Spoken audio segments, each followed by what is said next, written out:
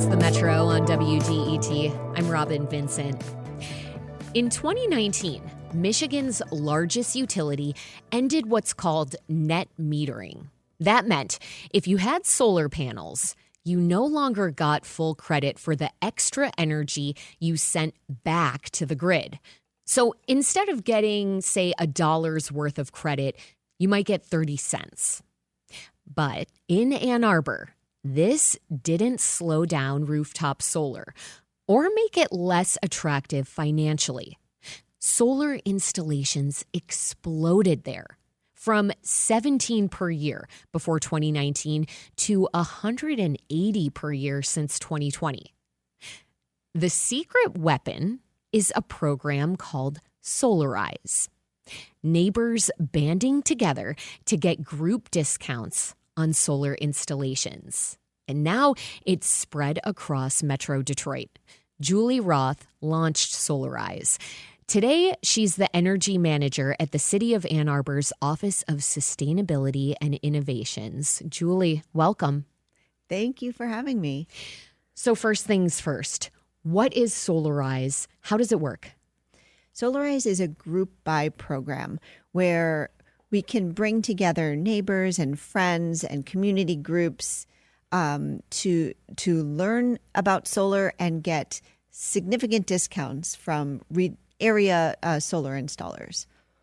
So it's about raising awareness, but also coming together in order to get these discounts that folks can no longer get on an individual basis. That's right.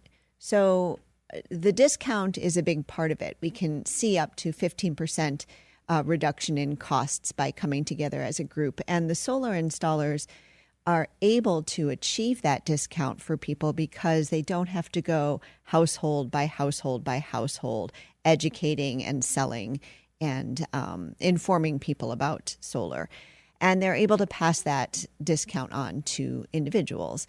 But I think that in addition to the discount, the massive explosion that we saw in solar in Ann Arbor had a lot to do with the psychology of doing it as a group and the community building of doing it as a group and the safety in doing it as a group. If I'm interested in solar and I just call an installer who's trying to sell me something, I don't know who to trust. This is an unfamiliar technology. I'm not sure if the price is right. I'm not sure if what they're telling me is accurate.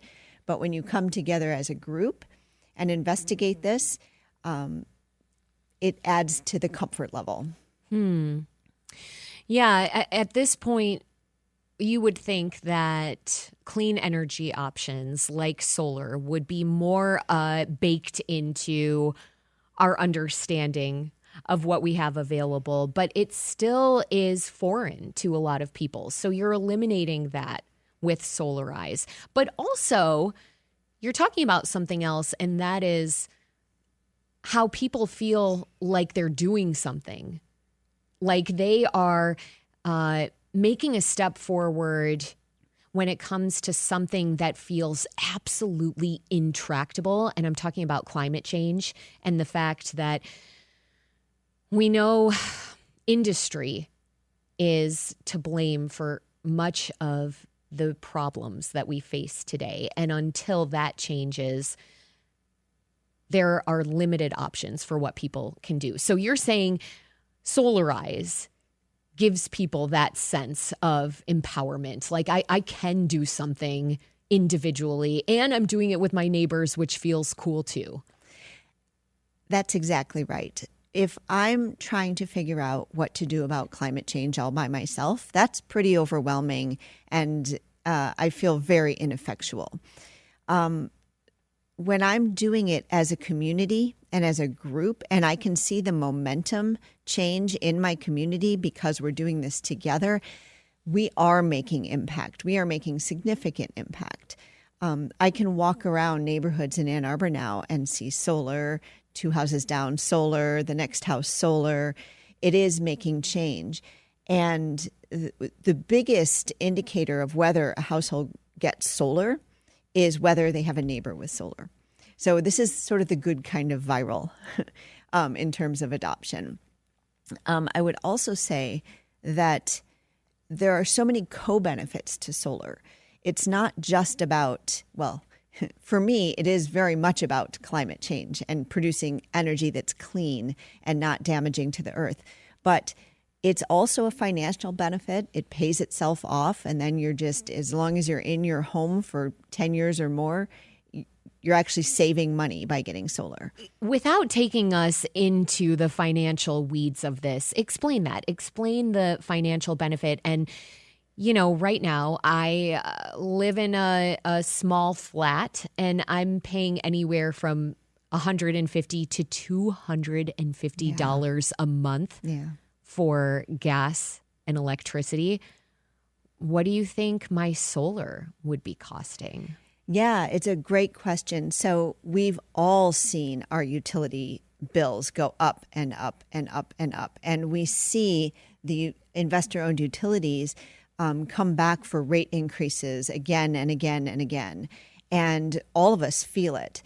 If you invest in solar, you can either purchase it up front or finance it. But if you invest in solar, you're going to pay that off at some point. So let's say your solar costs you $6,000 up front to put solar on your house. At some point, the savings from your bills are going to pay off that entire $6,000. And then after that, it's just gravy. So essentially, it's an upfront investment for a long-term savings. Upfront investment, and then what are you paying down the line after you've paid that $6,000? Yeah, that's a good question. So it varies. As you mentioned at the top of the segment that net metering went away. Yeah. So in the state of Michigan, the utilities used to pay you full retail price. If you produced excess solar that beyond what your household was using at that moment, it flows out into the grid and it goes over to your neighbor, and the neighbor gets the benefit of that solar and you get the credit. When net metering was changed, it was changed to about 50% of that credit. So now I still get credit for that production, but it's about half of what it used to be. What that did was add a couple of years into how long it takes to pay off your solar. So essentially, if you get enough solar to cover half of your usage, then you'll see a bill reduction based on that. If you get enough solar to cover 95% of your usage, you see a bigger reduction. And so how long it takes to pay it off and what the bill impacts are really depends on your actual situation. And I want to think about your actual situation for a moment now, if we could, Julie Roth, because you weren't always doing this work. I mean, you were working as a physical therapist before spearheading the Solarize program. Why did you start it? Yeah. I'm a mother and I have two daughters. And at some point, I became unable to look at them growing up and breathe at the same time without doing something to make their likelihood of them being able to grow up and thrive and have children of their own in this planet. Anxiety drove me. Climate anxiety. Climate anxiety. That's exactly right. So I, in 2018, the IPCC report came out that showed what 1.5 degrees of global warming was going to look like for the future and for our children. And it stopped me in my tracks.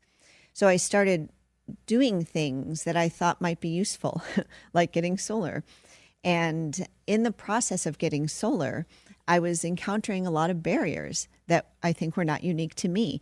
I found it confusing. I didn't know who to trust. I was getting wildly different estimates for solar installations. I was finding legislative barriers, policy barriers.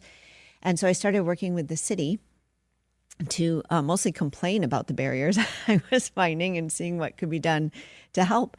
And that launched Solarize, bringing people together in groups, negotiating with an individual installer, having the city come and do education around some of these barriers and some of the technical issues that are difficult to understand, making the process easy.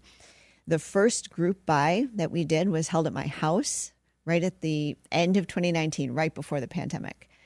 I anticipated 2 or 3 people to come over and try awkwardly not to make eye contact with the installer and then leave, and it would all be over, and it would be uncomfortable. That's what I thought was going to happen. So I posted on Nextdoor and Facebook, and 40 people showed up at my house. I didn't know half of them. And out of that group buy, 13 individuals went solar, which is almost as much as what a usual year of solar adoption looked like in Ann Arbor. It was astounding. And so at that point, Missy Stoltz, the director of the Office of Sustainability, suggested, do you want to do another one? Do you want to pay, do you want to make this a program?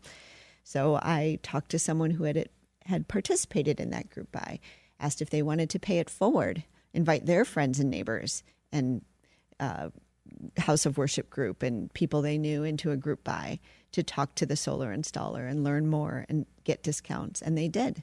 And it went on and on and on. Thanks to one woman here, and that is Julie Roth. This is the Metro on WDET. Julie started the Solarize program in Ann Arbor, which helped to spread rooftop solar power in that city. That program has spread to places like the city of Royal Oak and other parts of Oakland County. So we've been talking about why this program is important as a government program to spread rooftop solar, because it really demystifies a lot of the issues and answers the questions that people might have about this form of energy, which I know you would not like to appear as foreign as it still does to some folks. But I think some people will be listening to us talk and they'll say, well, yeah, of course, Ann Arbor residents were more likely to get rooftop solar from Solarize. I mean, that city is much richer than many other places around Metro Detroit.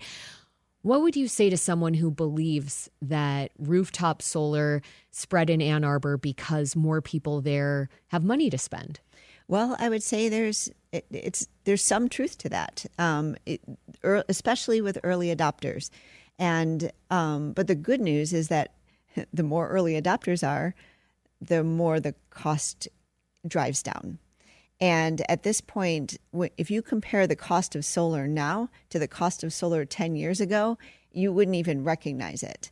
It has become much, much, much more affordable because of market transformation from early adopters.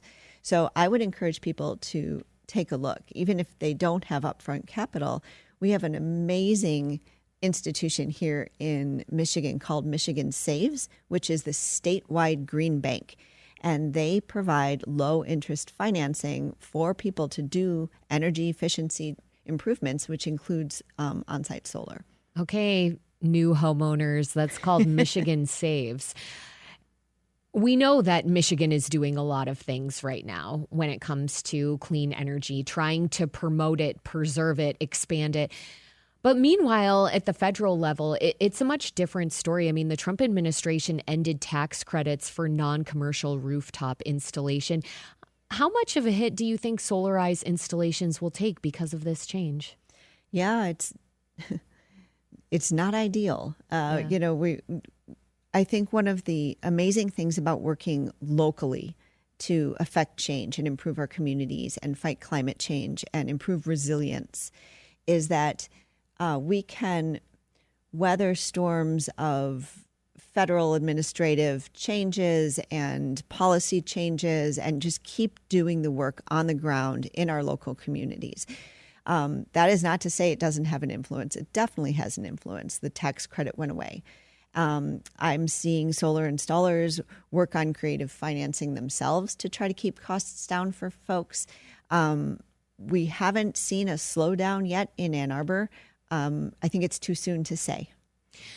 When I talk to people in the renewable energy sphere, something I hear is that they lament that this is political. In some parts of the country, it feels less so. I mean, before we got on the mic, I was talking to you about being in Colorado and how I would often see solar panels across the state, even in those very red counties and districts. Mm-hmm. How do you think we do that here? How do we separate the politics from the actual benefits of using renewable energy? That is such a good question. The truth is that when it comes down to it, rooftop solar, distributed generation, has support across political spectrum in Michigan and elsewhere, because it is just a really non-controversial thing. We're not talking about fields of solar and agriculture and the things that people get nervous about. We're talking about cost savings. We're talking about resilience. So if the grid goes down and I have solar and a battery, my house maintains power. We're talking about a libertarian argument about owning your own power and owning your own generation and doing it yourself. There are arguments that appeal to just about everyone. And you mentioned that this model is spreading across the state with the help of a nonprofit organization called the GLREA, which is the Great Lakes Renewable Energy Association. Other communities are doing Solarize throughout, and this can be in red areas and blue areas and purple areas, rural and urban. And now that the GLREA has kind of adopted the model that was piloted in Ann Arbor, communities around the state can access this. And we're seeing it become adopted in all kinds of areas. Yeah. What advice do you have for some of these communities, folks like you, the Julie Roths who want to spearhead stuff like this in their community? What advice do you have for people who understand that the power of one person is real here? It's just, that's a good question. Advice for others. I would say it's not hard and it's not scary. It's just community building. It's just talking to people. It's gathering a group together to learn about a thing. It's amazing how much people crave this. People want to be in community. They want to be making change as their community. They want to see a more resilient place to live. And when you give them a tiny little opportunity to realize and actualize that change, they jump at it. It's not hard. My last question for you. You talked about walking through Ann Arbor and seeing solar panels on people's homes. What does that feel like when you see another solar panel pop up on someone's roof? Oh, it feels like hope. It feels like progress.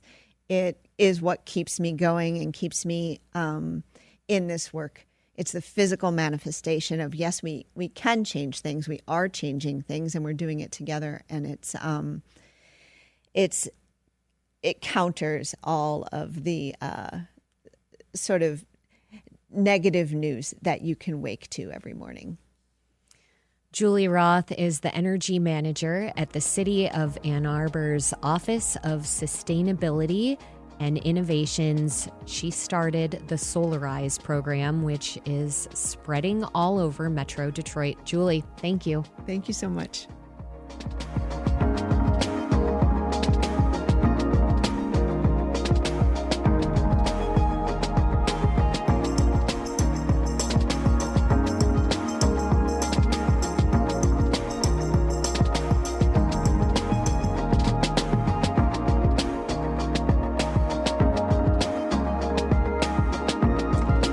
It's the Metro on WDET. I'm Robin Vincent. Coming up, we'll dig into the politics around programs like Solarize. Michigan Advance reporter Kyle Davidson has been covering House Republican bills that could actually undermine community solar efforts, while claiming to make energy more affordable. We'll look at that next, right here on the Metro. Stay with us.